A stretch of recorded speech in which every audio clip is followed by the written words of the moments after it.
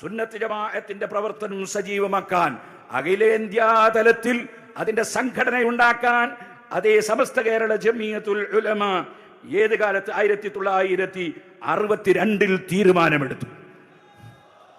അഖിലേന്ത്യാ തലത്തിൽ സമസ്ത കേരളത്തിലുള്ള പ്രവർത്തനം വിപുലീകരിക്കാൻ അതേ 31/1/76 തീരുമാനം നമുക്ക് ഇതിൽ കാണാൻ കഴിയും.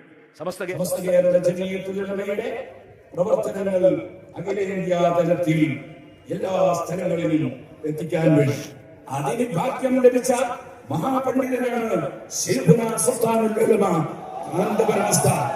61 നമ്മുടെ ആലിമീങ്ങളിൽ തീരുമാനിച്ചതാണ്. അത് നടപ്പാക്കാൻ സമസ്ത കേരള ജമിയത്തുകളുടെ തീരുമാനങ്ങൾ നടപ്പാക്കാൻ അള്ളാഹു ഭാഗ്യം നൽകിയ ശൈഖുനാക്ക് അതിന് ഭാഗ്യമുണ്ടായി എന്നത് ഏറ്റവും വലിയ അഭിമാനാർഹമാണ്. ഇനി ഞാൻ പറയട്ടെ, കേരളത്തിന്റെ പുറത്തും ലോകമൊട്ടാകെയുമുള്ളത് അഹ്ലുസുന്നത്തി വൽ ജമാഅത്തിൽ വിശ്വസിക്കുന്ന മുഅ്മിനീങ്ങളാണ്. അവിടെ ഒരു സ്ഥലത്തും ഒരു സ്റ്റേറ്റിലും അതല്ല ലോകത്തൊരു സ്ഥലത്തും സുന്നത്ത് ജമാഅത്തിന്റെ പണ്ഡിതന്മാരില്ലാത്ത ഒരു ലോകം ഇല്ല. അതുകൊണ്ട് തന്നെ ഏത് നാട്ടിലും അതേ സുന്നത്ത് ജമാഅത്തിന്റെ ആശയം വളരെ കൃത്യമായി പഠിപ്പിക്കാൻ, അതുപോലെ അതിന് വേണ്ടത് ചെയ്യാനും സംഘടന ഉണ്ടാക്കാനും യാതൊരു പ്രയാസവും അള്ളാഹുവിന്റെ തൗഫീഖ് കൊണ്ട് ആത്മാർത്ഥമായി പ്രവർത്തിക്കുന്ന പണ്ഡിതന്മാർക്കുണ്ടായിട്ടില്ല. ഇനി ഞാൻ പറയട്ടെ, അതേ നമ്മുടെ നാവ് കൊണ്ട്, നമ്മുടെ കൈ കൊണ്ട് ഇനി ഒന്നുകൂടി പറഞ്ഞു നബി സല്ലല്ലാഹു അലൈഹി വസല്ലം, ഫമൻ ജാഹദഹും ബിഖൽബിഹി ഫഹുവ മുഅ്മിൻ.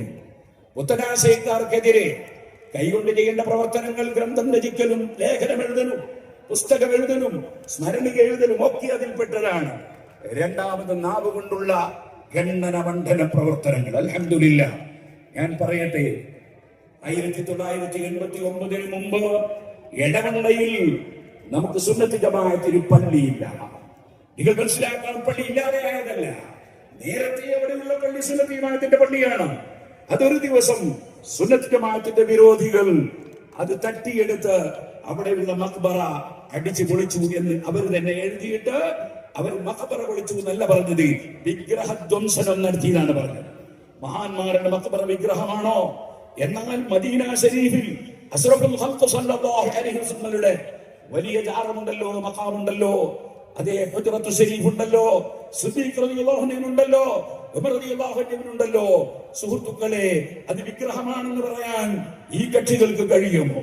അസ്റഫുൽ ഖൽഖ് സല്ലല്ലാഹു അലൈഹി വസല്ലം ലാ തജ്അൽ ഖബ്രി വഥനൻ യുഅബദ്, എന്റെ ഖബർ ഒരിക്കലും നീ ഒരു ആരാധിക്കപ്പെടുന്ന വിഗ്രഹമാക്കരുത് എന്ന് നബി സല്ലല്ലാഹു അലൈഹി വസല്ലം തങ്ങൾ പ്രാർത്ഥിച്ചു. ഞങ്ങൾ ഇടമട്ടത്തിൽ വെച്ച് സുന്നത്ത് ജമാഅത്തിന്റെ വിരോധികളോട് വാദപ്രതിവാദം നടത്തിയപ്പോൾ അൽഹംദുലില്ലാഹ് ഇന്ന് ഞങ്ങൾ വളരെ സന്തുഷ്ടരാണ്. കാരണം വാദപ്രതിവാദം നടത്താൻ സുന്നത്ത് ജമാഅത്തിൽ വിശ്വസിക്കുന്ന എല്ലാവർക്കും ധൈര്യവും സ്ഥൈര്യവും ഉണ്ടാക്കി കൊടുക്കാൻ സാധിച്ചു എന്നതിനാൽ നമ്മൾ വളരെ അഭിമാനത്തിലാണുള്ളത്. സുഹൃത്തുക്കളെ, അന്ന് ചോദിച്ചു ഞാൻ, നബി തങ്ങളുടെ ദുആ അല്ലേ അത്? ആ ദുആക്ക് ഉത്തരം കിട്ടിയിട്ടില്ലേ? എന്നിട്ടും ആ റൗദ ശരീഫിന്റെ ചുമരിന്റെ മേലെ ഇസ്തിഗാസയുടെ പദ്യമല്ലേ ഉള്ളത്?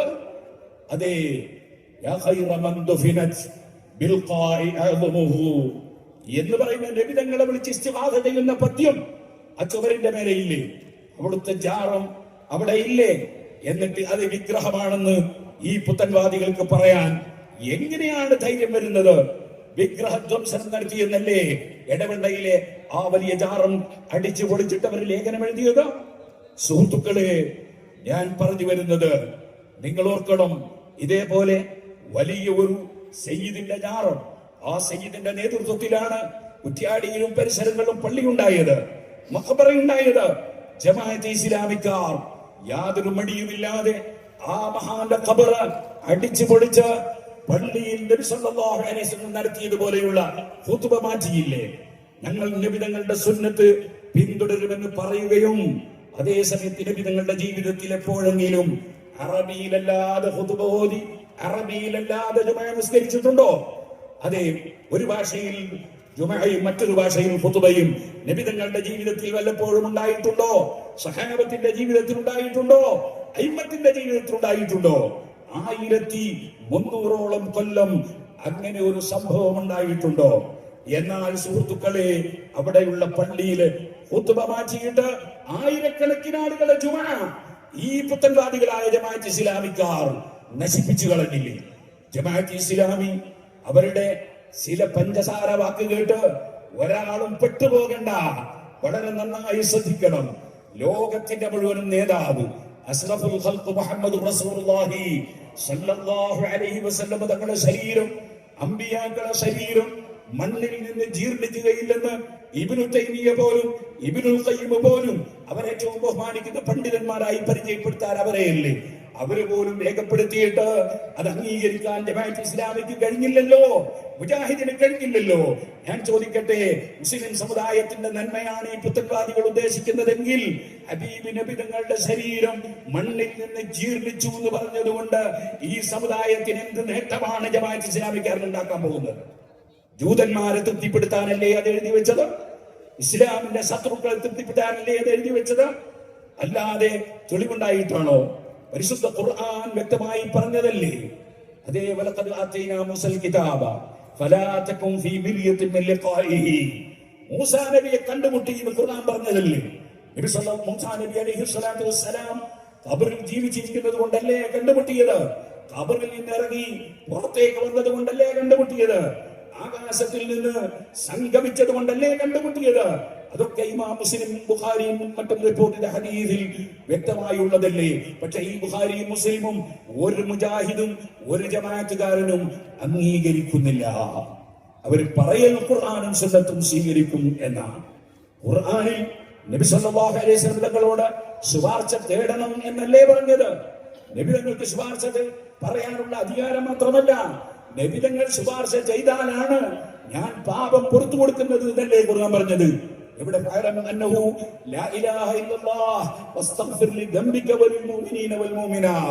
ഈമാനുള്ളവരുടെ പാപം ഓർക്കാൻ അവിടുന്ന് റെക്കമെൻഡ് ചെയ്യണം എന്നല്ലേ ഖുർആനിലുള്ളത്. അങ്ങനെ ഒരു മധ്യവർത്തി വേണ്ട എന്നല്ലേ പലരെയും ഈ കക്ഷികൾ പറഞ്ഞു പഠിപ്പിച്ചത്? അത് പരിശുദ്ധ ഖുർആനിനെതിരല്ലേ. അവരൊരിക്കലും ഖുർആനിന്റെ വക്താക്കളല്ല, ഒരിക്കലും സുന്നത്തിന്റെ വക്താക്കളല്ല. സുഹൃത്തുക്കളെ, ഞാൻ ചുരുക്കി പറയുകയാണ്, നബി സല്ലല്ലാഹു അലൈഹി വസല്ലം പറഞ്ഞു, ആ കക്ഷികൾ അവരോട് കൈകൊണ്ടുള്ള സമരം, അതുപോലെ നാവ് കൊണ്ടുള്ള സമരം, അത് കഴിയാത്തവരുണ്ടാകും. കാരണം പാണ്ഡിത്യമില്ലാത്തവർക്ക് അവർക്ക് മറുപടി പറയാൻ കഴിയില്ല, അവരോട് സമ്മതിക്കാൻ കഴിയില്ല. അങ്ങനെ വരുമ്പോൾ അവർ ചെയ്യേണ്ടത് എന്താണ്? പണ്ഡിതന്മാരില്ലാത്തവർ ചെയ്യേണ്ടത് എന്താണ്? മനസ്സുകൊണ്ടവരോട് സമരം. എന്താണ് ആ പറഞ്ഞതിന്റെ അർത്ഥം? നിങ്ങൾ മിസ്കാത്തിന്റെ ശറഹ് മിർഖാത്ത് എടുത്തു നോക്കൂ, അതുപോലെ ഹദീസിന്റെ ശറഹുകൾ എടുത്തു നോക്കൂ. ഇത് ഇമാം മുസ്ലിം റളിയല്ലാഹു അൻഹു റിപ്പോർട്ട് ചെയ്ത സഹിഹായ ഹദീസാണ്. അതിൽ എന്താ പറഞ്ഞത്? നാവ് കൊണ്ട് സമരം, മനസ്സുകൊണ്ട് സമരം. അതെങ്ങനെ? അവരോട് മാറി നിൽക്കുകയും കോപിച്ചു നിൽക്കുകയും പിണങ്ങി നിൽക്കുകയും ചെയ്യുക എന്നാണ്. അവരെ സുഹൃത്താക്കുക എന്നല്ല. മാന്യ സഹോദരന്മാർ മനസ്സിലാക്കണം. അതുകൊണ്ടാണ്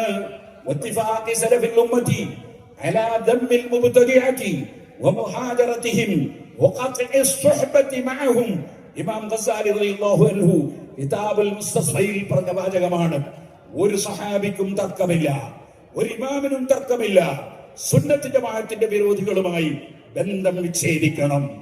ഓ സുഹൃത്തുക്കളെ, അതിനർത്ഥം സുബ്ഹാനല്ലാഹ്, ഞങ്ങളോട് പത്രക്കാര് ചിലപ്പോ ചോദിച്ചു, അതേ പൊതുകാര്യങ്ങളിൽ ഒന്നും പറ്റൂല എന്നാണോ? ഞാൻ ചോദിച്ചു, തീ പിടിക്കുന്ന സ്ഥലം കെടുത്താൻ വേണ്ടി സുന്നിയല്ലാത്ത പേരും വരുമ്പോ നീ ഇവിടെ കയറണ്ടെന്ന് പറയാതാ എന്നല്ലല്ലോ പറഞ്ഞതിനർത്ഥം. മറിച്ച് ആ സുന്നിയല്ലാത്തവൻ അവനൊരു പരിപാടി വെക്കുമ്പോ അത് പോയിട്ട് തുടങ്ങി കൊടുക്കാൻ പറ്റുമോ നമുക്ക്?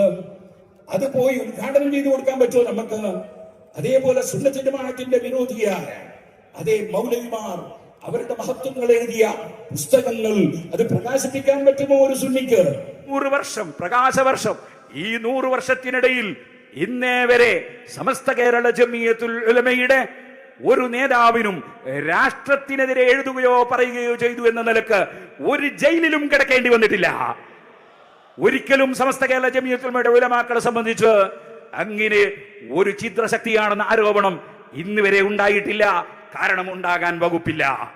പരിശുദ്ധ ഇസ്ലാം അതിന്റെ ശരിയായ ആശയത്തിൽ വ്യതിചലിച്ച് എന്തെല്ലാമോ ആശയങ്ങൾ ഇവിടെ പ്രചരിപ്പിച്ച് ഇസ്ലാമിനെയും മുസ്ലിമീങ്ങളെയും തെറ്റിദ്ധരിപ്പിച്ച് മുസ്ലിങ്ങളെ മറ്റുള്ള ജനങ്ങളിൽ തെറ്റിദ്ധരിപ്പിക്കാനാണ് ഈ കക്ഷികൾ മുഴുവനും പരിശ്രമിച്ചിട്ടുള്ളത്. ഒരു കാര്യം പറഞ്ഞു.